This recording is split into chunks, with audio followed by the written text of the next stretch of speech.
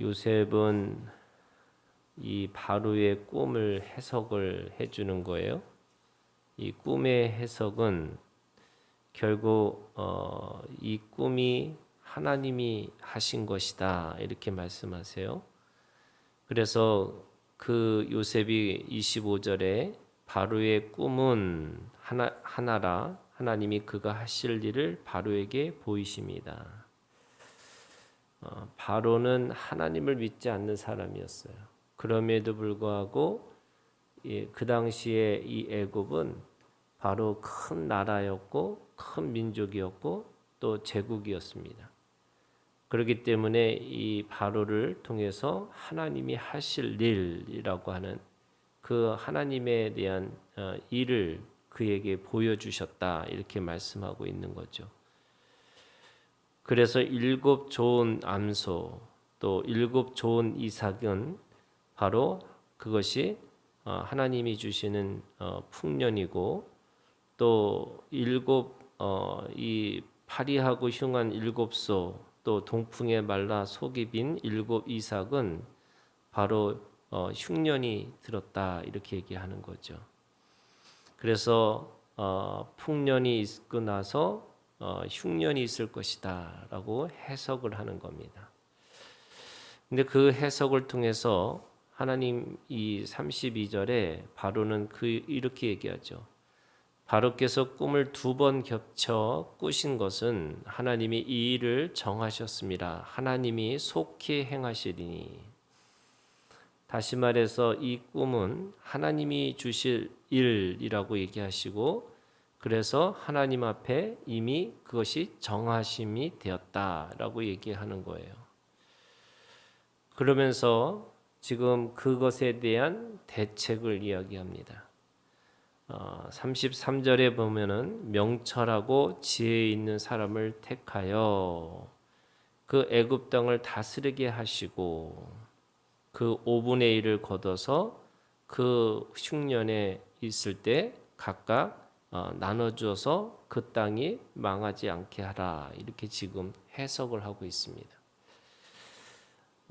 이 요셉에 가지고 있는 이 꿈의 해석은요, 바로 하나님이 주신 일, 또 하나님이 행하게 하신 일이라고 이렇게 고백하고 있습니다.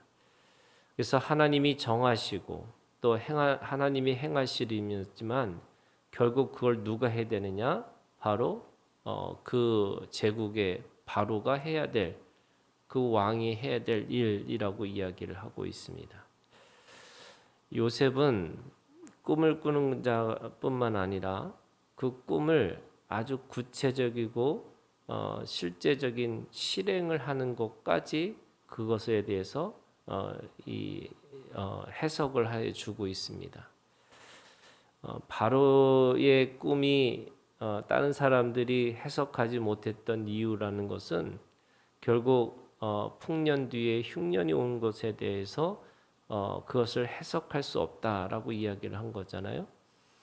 그럼에도 불구하고 그 하나님의 일은 그 흉년을 들어서 너희가 망할 것이다 라고 얘기하는 것이 아니라 그 망할 것 속에서도 하나님의 하나님의 일을 위해서 대비해 가지고 그 흉년으로 말미암아 망하지 않게 하시는 것이다 이렇게 말씀하시는 거예요. 그래서 하나님의 일은 결국 바로를 살리는 거고 또 이 애굽을 살리는 일이었습니다. 그런데 우리는 사실은 결론을 잘 알고 있는 거죠.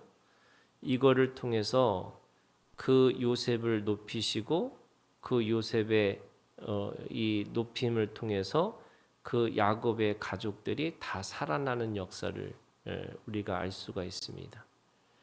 하나님은 결국 그 모든 일들을 통해서 뭘 하기를 원하시느냐? 바로 하나님의 사람, 하나님의 백성들을 구원하시는 길을 열어주시는 거예요. 우리는 늘 이 세상이라는 것이 이 세상은 다 악하고 더럽고 추하고 또 이 세상을 빨리 떠나서 하나님의 나라를 가야 된다 이렇게 생각하는 거지만 요한복음 3장 16절에 이렇게잖아요. 하나님이 세상을 이처럼 사랑하사. 이럴 때 여기서 말하는 세상은 그 모든 하나님이 만드신 창조의 세계를 얘기하고 있어요. 그런데 하나님은 이 창조 세계를 왜 만드시고 왜 그렇게 하나님은 사랑하고 계셨을까?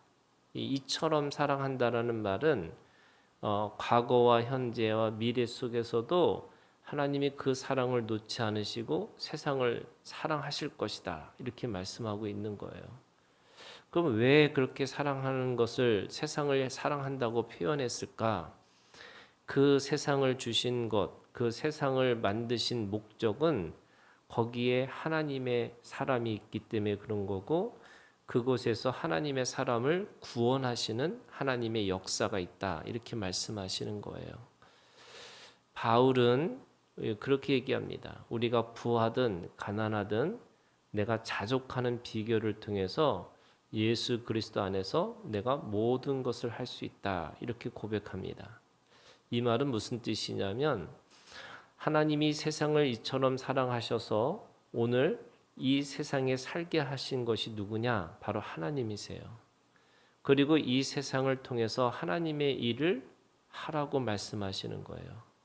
그리고 그걸 통해서 세상을 그 세상 안에서 하나님이 정하신 것을 통해서 우리는 그 믿음으로 살아내는 하나님의 의인, 하나님의 백성으로 살라고 말씀하고 있는 거죠. 바로는 하나님을 믿지 않았어요. 그리고 바로는 제국을 꿈꾸고 있는 사람이에요. 그럼에도 불구하고 요셉을 통해서 왜 하나님은 이 바로를 살리시고 애굽을 살리시고 왜 세상을 살리시느냐? 바로 하나님의 백성, 하나님의 사람을 살리시는 모든 것을 방편으로 쓰셨기 때문에 그런 거예요. 그래서 우리가 가난한 거냐 부하는 거냐 이건 세상의 논리고요. 가난하든 부하든 오늘 우리가 주님 안에서 자족의 비결을 통해서 뭐 하기를 원하시냐면 바로 이 세상을 통해서 하나님의 일들을 대비하고 그 하나님의 일들을 감당하고 살아라 이렇게 말씀하고 있습니다. 그래서 오늘 우리에게 그것이 우리가 있느냐 없느냐라가 아니라 우리가 소유하는 거냐 아니냐라는 것이 아니라 오늘 우리에게 주신 하나님의 일이 무엇인지 그리고 하나님의 정하심이 무엇인지 이것을 보고 살아야 되는 거죠. 요셉은 그 바로의 꿈을 하나님의 꿈으로 바꿨습니다. 그리고 그 꿈을 실제적이고 구체적인 자기의 삶 속에서 대비하는 일로 그 하나님의 지혜와 명철로 그 일들을 감당했습니다. 세상은 나하고 아무 상관없는 게 아니라 그 세상의 것을 통해서 하나님이 뭐 하시느냐? 오늘 우리를 그 세상의 것을 가지고 세상을 대비하면서 망하지 않게 하는 일들을 감당하는 것이 우리의 사명입니다. 우리는 저주가 우리의 일이 아니고요. 하나님 앞에서 축복하는 일이 우리의 일입니다. 세상을 내가 거부하고 세상의 것과 내가 단절돼서 살아가는 인생이 아니라 세상 안에서 빛으로 소금으로 우리를 부르셔서 세상을 망하지 않게 하게 하는 일을 우리가 감당하고 살아가는 것입니다. 그래서 우리가 가지고 있는 믿음은요. 산속에 가서 돌을 닦는 인생이 아니고요. 세상에 나와서 세상 사람들과 그 뒹굴고 세상 사람들과 살아내면서 그 안에서 대비하고 망하지 않는 그래서 영원한 생명을 얻게 하는 일이 오늘 우리에게 주시는 사명이라고 말씀하고 있습니다.